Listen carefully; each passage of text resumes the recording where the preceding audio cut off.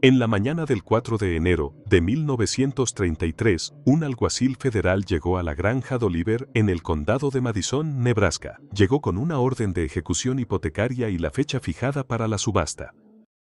La granja había pertenecido a la familia durante 22 años. Los Dolliver habían hecho todos los pagos posibles, pero el maíz se vendía a solo 8 centavos el bushel. Esto era menos de lo que costaba cosecharlo. Algunos agricultores de Nebraska quemaban maíz como combustible ese invierno porque el carbón resultaba más caro. El método dejó de funcionar y ningún esfuerzo podía cambiar la realidad económica. La subasta se fijó para la semana siguiente, tal como ha sido documentado en testimonios congresionales. Relatos periodísticos e historias orales que los historiadores comenzaron a recopilar de los supervivientes de la Gran Depresión en los años 60 y 70. Esto no fue un incidente aislado. Sucedió en todo el cinturón agrícola cientos de veces en los peores años de 1932 y 33. El día de la subasta, 5,000 agricultores se presentaron no para comprar, sino para asegurarse de que nadie más lo hiciera. Rodearon la propiedad. Dieron a entender discretamente, sin un anuncio formal, que no habría pujas competitivas. Cuando el subastador pidió ofertas por el equipo agrícola, un vecino ofreció 5 centavos. Por el ganado, otro vecino ofreció 3 centavos. Por la tierra misma, alguien ofreció $1. Nadie pujó contra ellos. Al final de la subasta, el total recaudado fue de $5.35. El alguacil registró la venta y los Dolliver recuperaron su granja. Estos eventos se conocían como subastas de 1 centavo. Estaban organizadas, coordinadas y respaldadas por la amenaza implícita de violencia. A veces, se colgaban sogas de las vigas de los graneros antes de que llegara el subastador, para que los compradores externos entendieran las condiciones en Deshler, Nebraska. Otra subasta atrajo a 5,000 agricultores y recaudó $2.17. La Unión de Agricultores de Iowa organizó bloqueos de carreteras, tirando leche y bloqueando camiones de ganado para hacer subir los precios. Su líder, un antiguo operador de elevadores de grano llamado Milo Reino, declaró a la prensa: "Si no podemos conseguir un trato justo de otra manera, usaremos la fuerza". El gobierno lo calificó de anarquía. El registro histórico lo llama de otra manera, una comunidad que había decidido que su supervivencia valía más que el marco legal que la estaba destruyendo.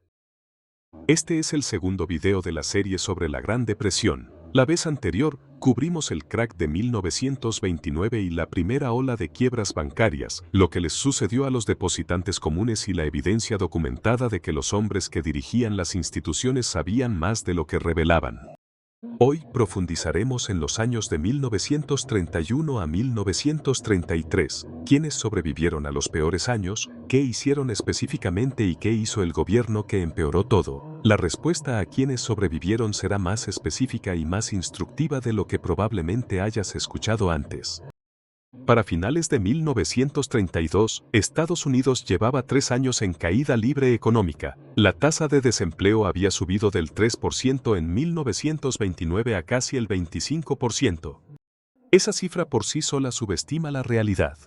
En Cleveland, el desempleo alcanzó el 50%, en Toledo, llegó al 80%.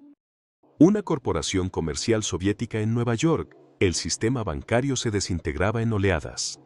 Gran Bretaña había abandonado el patrón oro en septiembre de 1931, desencadenando una nueva ronda de pánico internacional. La respuesta de la Reserva Federal fue subir las tasas de interés, lo opuesto a lo que necesitaba, una economía en colapso para defender la convertibilidad del dólar en oro. Mientras los estadounidenses comunes perdían sus ahorros, más de 800 bancos suspendieron operaciones solo en septiembre y octubre de 1931. Se suponía que la operación de rescate del gobierno, la Corporación Financiera de Reconstrucción, estabilizaría el sistema. Su capital inicial fue de $500 millones, con la autoridad de pedir prestados 2.000 millones más. Comenzó a otorgar préstamos en febrero de 1932. La situación mejoró notablemente en los primeros meses, parecía estar dando resultados. Luego llegó junio. Charles Dores, ex vicepresidente de los Estados Unidos y, en ese momento, presidente de la propia RFC, renunció a su cargo el 6 de junio de 1932. 11 días después, su antiguo banco, el Central Republic Bank and Trust de Chicago, recibió un préstamo de emergencia de la RFCC por $16 millones. El banco estaba perdiendo depósitos a raudales. Dores regresó rápidamente a Chicago y fue elegido director y presidente del banco a la 1 de la madrugada del 27 de junio. A la 1:15 de la madrugada, informó a los funcionarios de la RFC que su banco no podría abrir sin más dinero. A las 9:15 de esa mañana, la RFC aprobó un préstamo de $90 millones contra una garantía valorada en 31 millones. Las negociaciones se completaron, según informó la revista Time.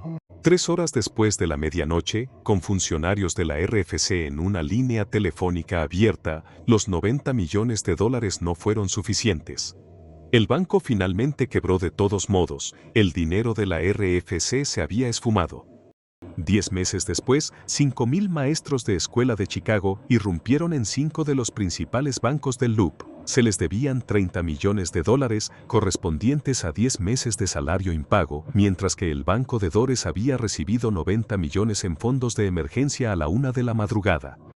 Un senador que observaba a la multitud fuera de los bancos advirtió al Congreso, justo a sus puertas: se está gestando una revuelta. No se equivocaba sobre lo que sentía la gente, se equivocaba al pensar que se quedaría fuera. El ejército de la bonificación llegó a Washington en la primavera y el verano de 1932.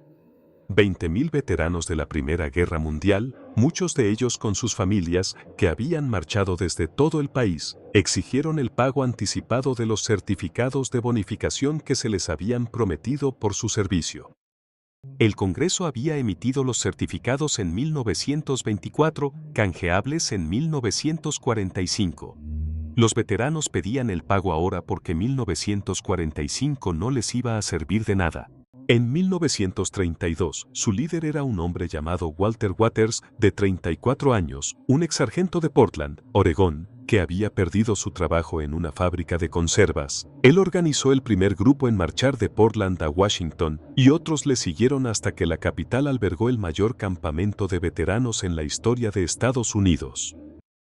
El campamento más grande, ubicado en 30 acres de las llanuras de Anacostia, al otro lado del río de la capital, contaba con comedores, letrinas, campos de desfile, una iglesia y escuelas para los niños. Sus residentes lo llamaron Campamento Bartlett.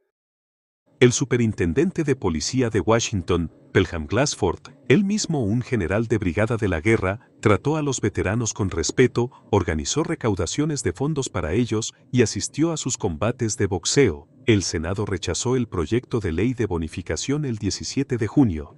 La mayoría de los veteranos se quedaron, no tenían hogares a los que regresar. El 28 de julio, el presidente Hoover ordenó al ejército desalojar los campamentos. El general Douglas MacArthur comandó personalmente la operación. Sus fuerzas incluían 600 soldados, caballería, infantería, un escuadrón de ametralladoras y 6 tanques. El mayor George Patton lideró la caballería. El mayor Dwight Eisenhower sirvió como ayudante de MacArthur y le rogó que se quedara atrás. MacArthur se negó. La caballería cargó con sables desenvainados.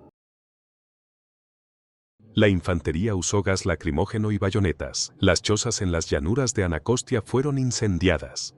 2 veteranos fueron asesinados: William Hushka, un inmigrante lituano que había vendido su carnicería para alistarse, y Eric Carlson, un veterano de las trincheras de Oakland, California. Un hombre llamado Joe Angelo, quien había salvado la vida de Patton en el Meuse Argonne en 1918 arrastrándolo a un cráter de proyectil bajo fuego, se acercó a Patton la mañana después de la derrota, buscando ayuda. Patton lo destituyó. El secretario de guerra Haley le había ordenado a MacArthur en 2 ocasiones que no cruzara el puente Anacostia. MacArthur ignoró las órdenes. Más tarde dijo que estaba demasiado ocupado. Un estudio posterior de la Administración de Veteranos confirmó que el 94% de los manifestantes eran veteranos auténticos. Hoover y MacArthur habían afirmado públicamente que el campamento estaba infiltrado por comunistas. La documentación no los respaldaba. Un transeúnte observó al ejército expulsar a los veteranos. Desde el Capitolio, alguien gritó, la bandera estadounidense no significa nada para mí después de esto. ¿Quién sobrevivió? No quién lo hizo bien en abstracto, sino quién específicamente, según los registros documentados, superó la peor depresión de la historia estadounidense, con su posición financiera intacta o incluso mejor. La respuesta se divide en dos categorías. La primera son las personas que entraron en la crisis sin deudas. La segunda son las personas que habían construido activos prácticos, que conservaron su valor cuando los activos de papel se redujeron a cero. Floyd Odlum era hijo de un ministro metodista de Michigan que había reunido $40,000 con un socio comercial en 1923 y lo convirtió en un fondo de inversión en el verano de 1929. Algo le inquietaba sobre la trayectoria del mercado. Vendió la mitad de su cartera y emitió nuevos valores para obtener efectivo. Cuando llegó octubre, disponía de $14 millones, mientras que el resto del mercado era aniquilado por las llamadas de margen. Entre 1930 y 1933, compró 22 fondos de inversión en quiebra, a precios tan bajos como 60 centavos por dólar. Para 1933, su empresa era el fondo de inversión más grande de América. Un banquero de Goldman Sachs le dio el apodo de Odlum 50 centavos. No hizo nada complicado, tenía liquidez cuando nadie más la tenía. En una deflación, cuando los precios caen y el valor del dinero aumenta, la persona que posee efectivo es la única que puede actuar. Todos los demás están a la defensiva. El equivalente moderno de la posición de Odlum es sencillo. Las personas que ven este video y no tienen deuda de margen ni posiciones apalancadas, y sí una reserva de efectivo significativa, están en la misma posición que Odlum.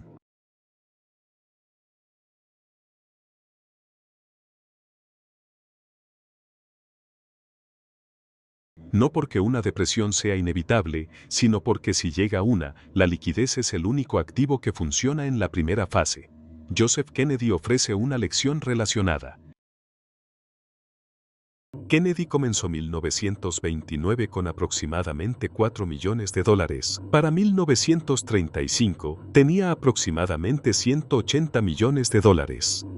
Había vendido sus posiciones bursátiles antes del colapso, ganó dinero adicional vendiendo en corto en 1929 y 30, obtuvo varios millones de la consolidación de películas de Hollywood y firmó contratos exclusivos de importación de whisky escocés y ginebra al finalizar la prohibición. Luego compró bienes raíces de grado de inversión a precios de depresión, activos con valor productivo intrínseco, no promesas de papel. Kennedy describió más tarde su método en 3 palabras: hechos, sin sentimentalismos, oportunidad. Había establecido fondos fiduciarios de $1 millón para cada uno de sus 9 hijos. Antes del colapso, los fideicomisos estaban legalmente separados de sus posiciones comerciales. Le pasara lo que le pasara personalmente, esos activos estaban protegidos.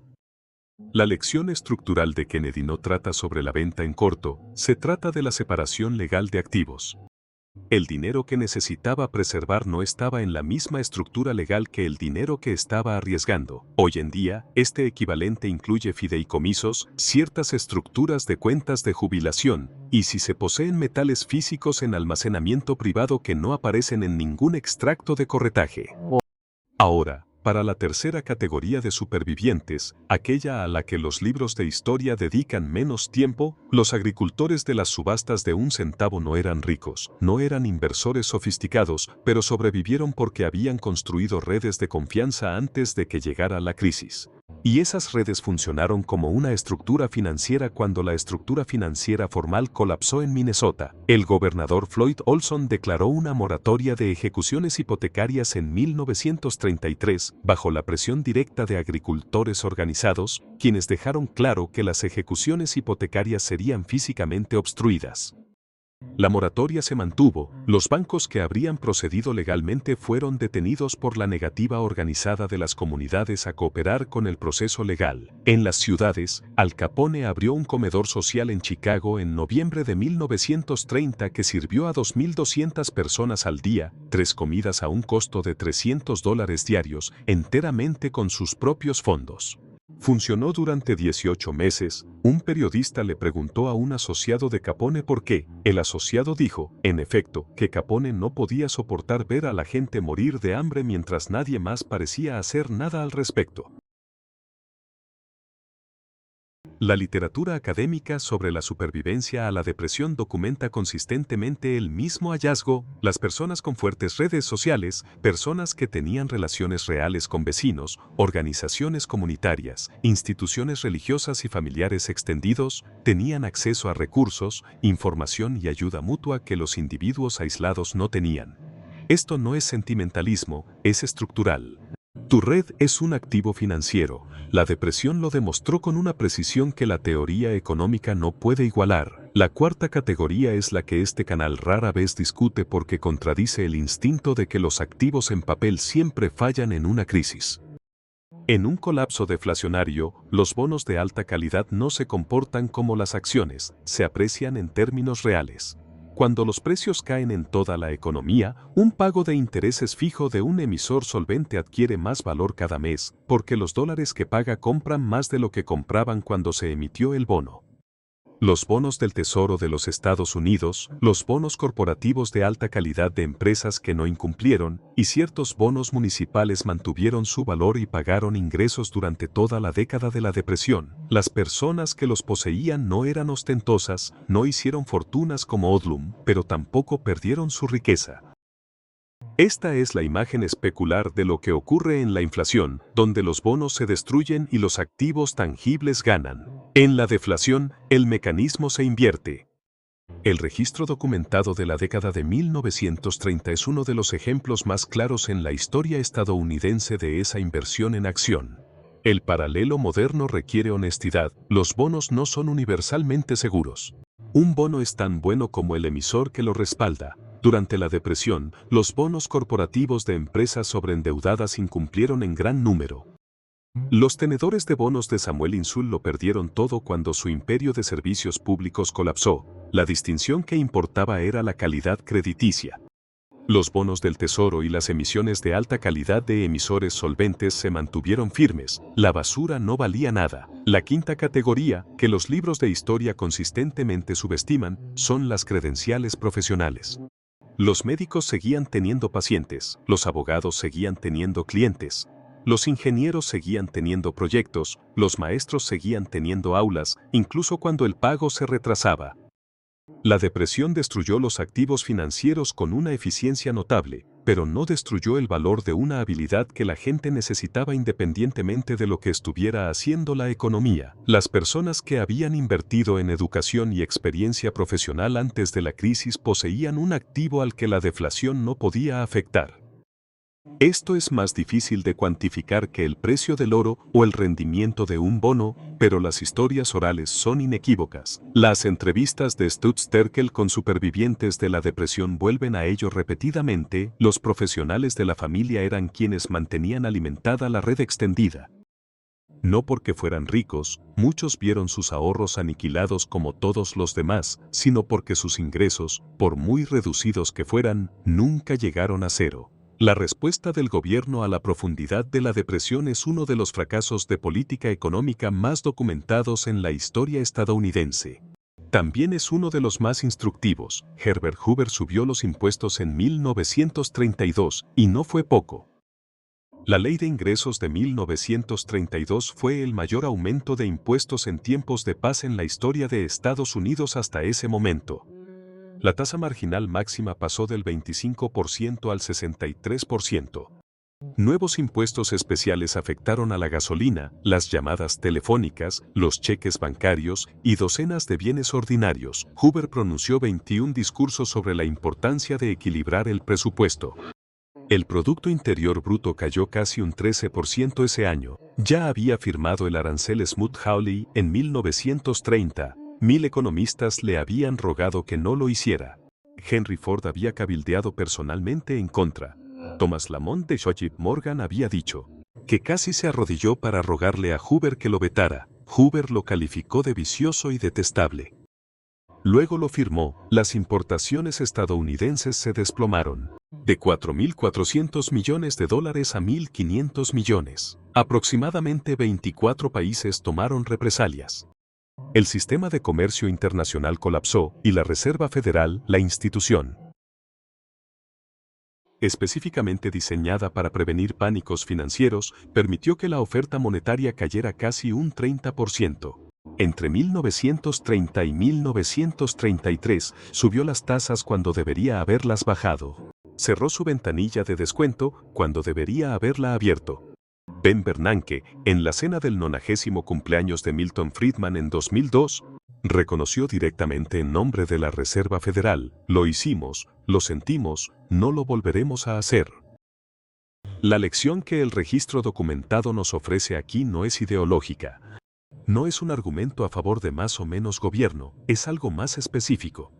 Cuando un sistema financiero está bajo un estrés severo, las instituciones que lo gestionan estarán sujetas a presión política, inercia institucional, rigidez doctrinal y conflictos de intereses personales que impiden una respuesta óptima. Esto está documentado en cada crisis financiera en el historial de este canal. No es un fracaso exclusivo de los años 30. Las personas que se preparan para sobrevivir no lo hicieron, prediciendo acertadamente lo que el gobierno haría. Se prepararon para sobrevivir independientemente de lo que hiciera el gobierno, poseyendo activos que no requerían la competencia gubernamental. Los libros de historia otorgan a Herbert Hoover y Franklin Roosevelt los papeles principales en la narrativa de la depresión para mantener su valor. Ellos controlaban la legislación, las ruedas de prensa y las decisiones políticas. Pero las fuentes primarias revelan algo que la historia oficial subestima constantemente.